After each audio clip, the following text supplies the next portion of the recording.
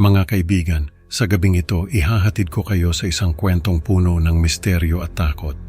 Ang kwento ni Aldrin ay magdadala sa atin sa isang lumang gusali sa Quiapo, kung saan ang ulan at katahimikan ay tila may dalang kakaibang pangyayari. Sa bawat pahina ng isang misteryosong aklat, matutuklasan ni Aldrin ang mga detalyeng hindi niya inaasahan. Sino ang nagmamasid sa kanya at ano ang kapalarang naghihintay? Tara, samahan niyo ako at alamin natin ang nakakakilabot na lihim sa likod ng Ang Aklat ng Kapalaran. Magandang gabi po sa lahat ng mga tagapakinig ng kwentong katatakutan. Ako nga pala si Aldrin at maraming salamat sa paglalaan ng oras para pakinggan ang aking kwento. Sana ay magustuhan ninyo ang aking karanasan. Nakatira ako ngayon sa Maynila pero galing talaga ako sa probinsya ng Pampanga. Napadpad ako dito sa lungsod para magtrabaho bilang security guard. Mahirap ang buhay sa probinsya kaya't sinubukan kong makipagsapalaran dito.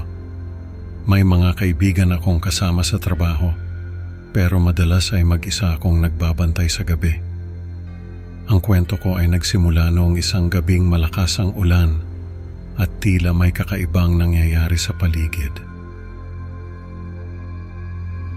Sa gitna ng malakas na ulan at hangin, dumating ako sa lumang gusali sa Quiapo. Ang mga ilaw sa kalsada ay kumikislap at ang mga anino ng mga puno ay tila gumagalaw sa bawat paghihip ng hangin. Ang mga kalye ay halos walang tao, maliban sa ilang mga nagmamadaling pedestrian na nagtatago sa ilalim ng kanilang mga payong. Pagpasok ko sa gusali, agad kong naramdaman ang bigat ng katahimikan. Ang mga sahig ay gawa sa lumang kahoy na naglalabas ng mga tunog ng pagkrik sa bawat hakbang ko. Sinimulan kong ikutin ang lugar, sinisilip ang bawat sulok at silid upang matiyak na walang tao. Mukhang tahimik ang gabi na to, bulong ko sa sarili ko habang inaayos ko ang aking flashlight. Ngunit sa bawat pagliko ko, tila may mga matang nagmamasid sa akin. Hindi ko maiwasang mapalingon sa likod, ngunit wala akong makita kundi ang mga anino ng mga lumang kasangkapan. Habang naglalakad ako sa madilim na hallway, napansin ko ang isang pinto na bahagyang nakabukas. Lumapit ako ng dahan-dahan, sinilip ko ang loob, at nakita ko ang mga lumang kagamitan na natatakpan ng alikabok. Wala namang kakaiba pero ang pakiramdam na may nagmamasid ay hindi mawala. Habang patuloy akong nag-iikot, nararamdaman ko ang malamig na hangin na pumapasok sa mga bitak ng bintana. Ang bawat tunog ng pagkrik ay tila mas lumalakas at ang pakiramdam ng may nagmamasid ay hindi nawawala. Sa huli, bumalik ako sa aking mesa. Sinusubukang kalmahin ang aking sarili. Sa aking pag-upo sa mesa, napansin ko ang isang kakaibang aklat na wala sa dati kong nakita. Ito ay walang pabalat at tila luma na. Kinuha ko ito at sinimulang basahin. Habang binubuklat ko ang mga pahina, napansin ko na ang mga nilalaman nito ay pamilyar. Ang bawat detalye ng aking buhay mula sa aking pagkabata hanggang sa kasalukuyan ay nakasulat dito. Hindi ko maintindihan kung paano ito nangyari, pero alam kong tanging ako lang ang may alam ng mga ito. Bawat pahina ay may mga detalyeng hindi ko na maalala, mga pangyayari at mga tao na matagal ko nang nakalimutan.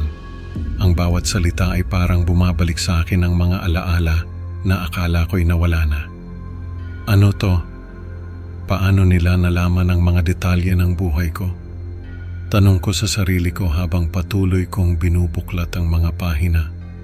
Ngunit sa aking pagdating sa huling bahagi ng aklat, napansin ko ang mga blankong pahina. Ang mga blankong pahina ay nagdulot ng matinding kaba sa akin. Ano ang ibig sabihin nito? Bakit walang nakasulat sa mga huling pahina? Ang mga tanong na ito ay nagpatindi ng aking takot habang iniisip ko ang aking kapalaran.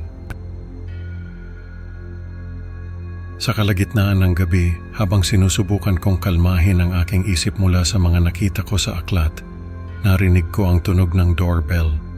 Agad akong tumayo at tumakbo patungo sa pintuan. Hindi ko alam kung sino ang maaaring dumating sa ganitong oras, lalo na't malakas ang ulan at tila walang tao sa paligid. Pagdating ko sa pintuan, isang malamig na hangin ang sumalubong sa akin. Walang tao sa paligid, ngunit ang pakiramdam ng may nagmamasid ay mas lumakas. Bigla kong naramdaman ang isang matinding sakit sa likod ng aking ulo. "Sino ka?" Sigaw ko bago ako nawalan ng malay. Ang huling bagay na nakita ko ay ang anino ng isang tao na may hawak na matalim na bagay.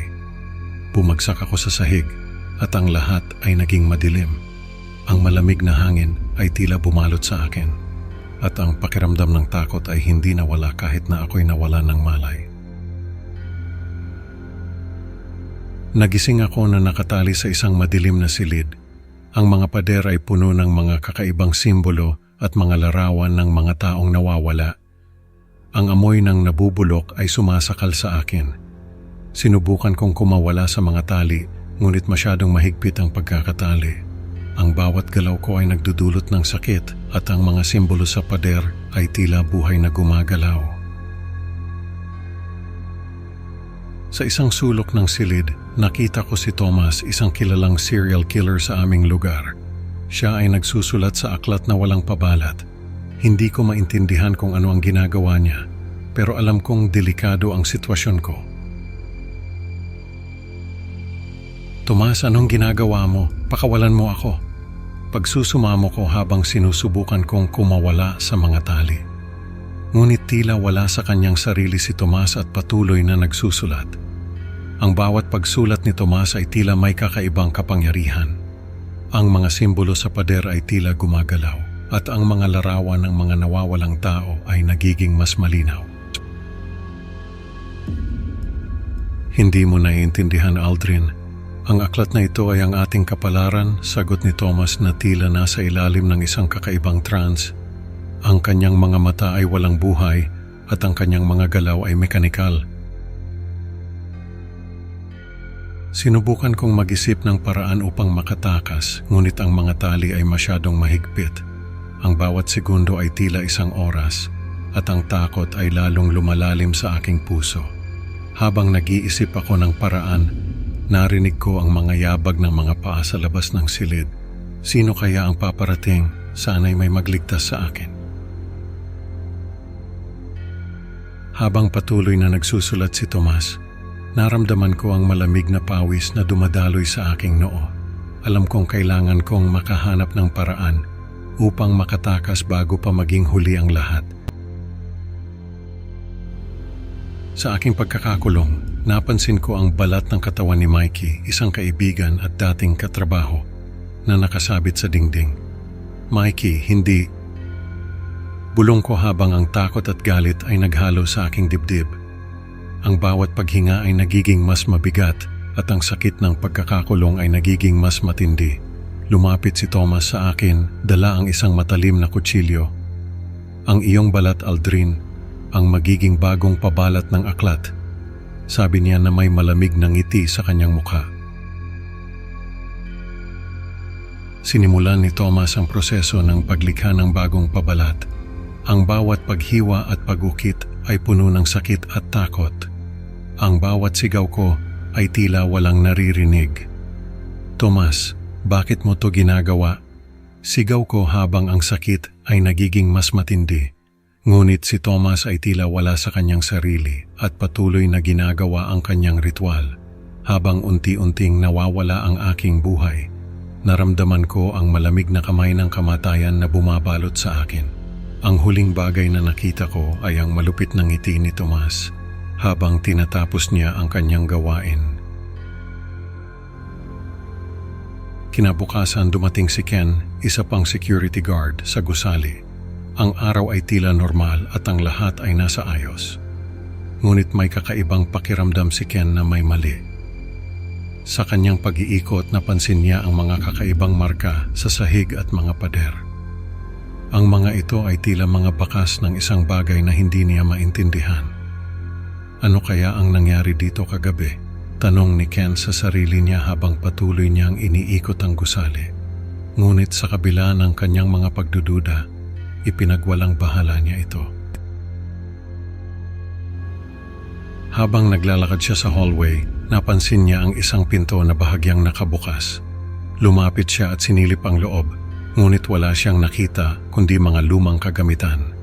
Napagtanto ni Ken na kailangan niyang maghanap ng bagong katulong, hindi alam ang tunay na sinapit ng kanyang mga naunang kasamahan. Ang mga marka sa sahig at pader ay tila nagbabala ng isang masamang pangyayari. Sa kanyang pagbalik sa mesa, nakita niya ang aklat na walang pabalat. Kinuha niya ito at sinimulang basahin, hindi alam na ang kanyang kapalaran ay nakatadhana na rin sa mga pahina nito. Mga kaibigan, natutunan natin na ang mga lihim na aklat ay may kapangyarihang magdala ng matinding takot at kapahamakan. Maraming salamat sa pakikinig. Huwag kalimutang mag-like at mag-subscribe para sa mas marami pang nakakatakot na kwento. Hanggang sa susunod na upload, mga kaibigan. Tandaan, baka ang susunod na aklat na mabasa mo ay may lihim na kapalaran din. Paalam at ingat sa dilim.